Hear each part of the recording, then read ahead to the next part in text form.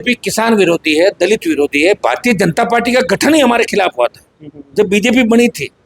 मायावती नारे देती, तिरक तराजू तलवार इनके मारो जूते चार। तो मेरे दरवाजे पे जो आता है मैं उसकी मदद करता हूँ, और दोनों पार्टियों को मैंने मदद की। और मेरे बिना अगर ये करते तो मुझे बताते उस समय कि आपके बिना ये कर रहे हैं, तो 5 इनके और हरा देता। बेचारे अर्जुन राम, अलवर, जोधपुर, जयपुर, कोटा, इनकी जीत में मेरा सहयोग है। और अगर ये मिलकर ये कहते कि हनुमान जी का सहयोग नहीं, तो अगली बार जीत के बता दूंगा मैंने एमपी। जब मैं विरोध करने के लिए कहूंगा तो मैं खुद पेज पे पोस्ट डालूंगा, बीजेपी के नेताओं की, मंत्रियों की, मुख्यमंत्री का विरोध करें।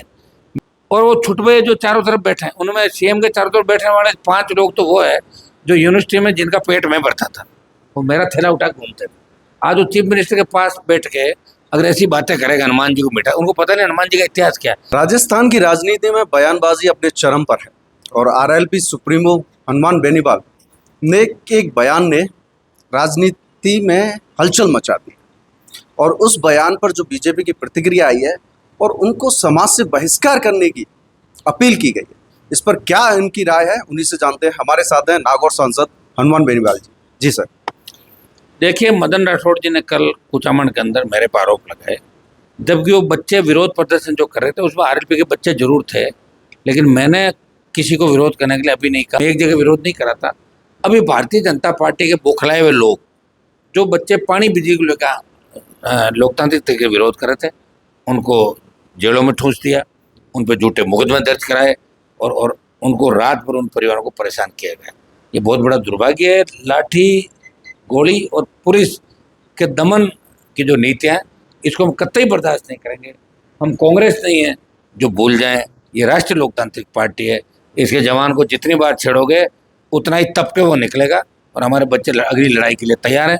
मदन राठौड़ ने जो मुझे सामाजिक बहिष्कार की बात की, तो मदन जी की जाति अलग है, मेरी जाति अलग है, और ओबीसी के अंदर वो जरूर आते हैं, लेकिन वो मेरा सामाजिक बहिष्कार कैसे करवा सकते हैं?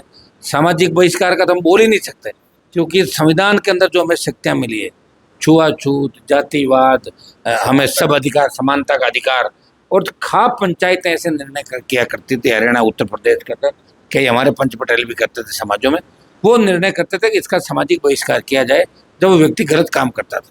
मैं तो गलत काम कोई कर ही नहीं रहा हूँ। मेरे दरवाजे पे तो मदन राठौड़ बीजेपी भी आई थी कई बार, और अब की बार कांग्रेस आई थी। क्या बीजेपी राजनीतिक विरोध को पुलिस बल के द्वारा दबाने की कोशिश कर रही है? देखिए, अभी हमने निश्चित रूप से राजनीतिक विरोध को, और मैंने मूर्खाधिराज क्यों कहा?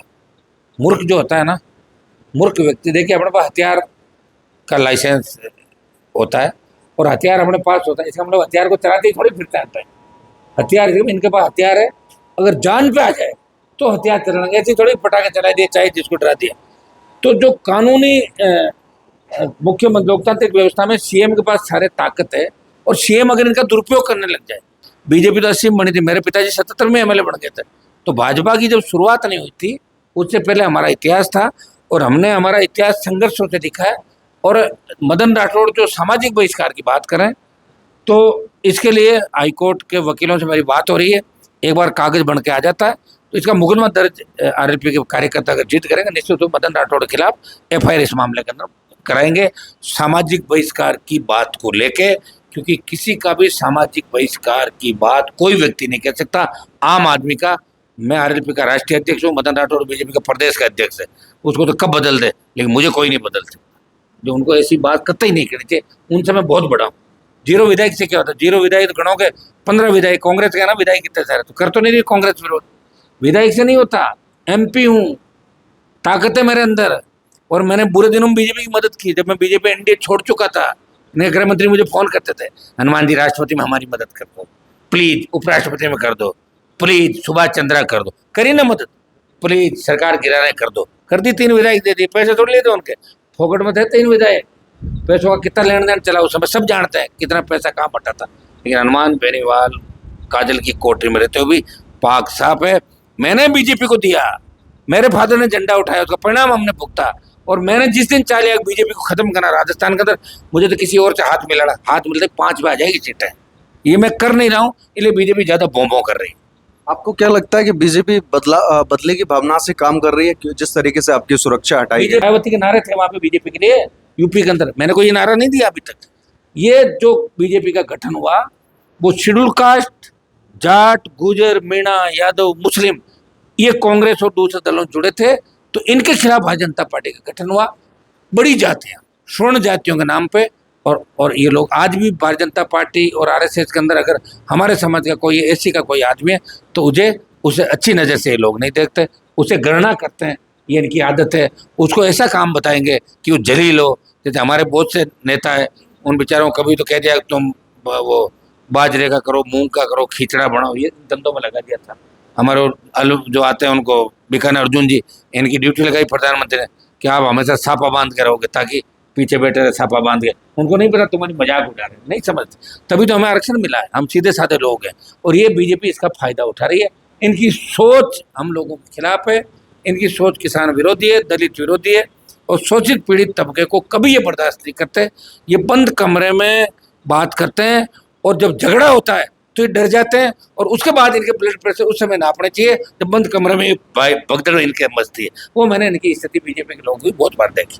क्या एक राजनीतिक टिप्पणी को बीजेपी जो असली जो मुद्दे हैं, महंगाई जैसा मुद्दा है, क्योंकि पेट्रोल अभी कुछ दिनों में 4 से 5 बार बढ़ चुका है, बीजेपी को एक ही डर है कि हनुमान बेनीवाल अगर सत्ता के नजदीक आ गया तो हम अगर रिटायर भी हो गए तो पकड़ पकड़ के लाएगा, जूते टिकवाएगा, जेल में डालेगा। ये डर उनको सता रहा है, और ये मैं पक्का ही करूंगा। मेरी भी एक आदत, भूलता नहीं, याद रखता हूँ।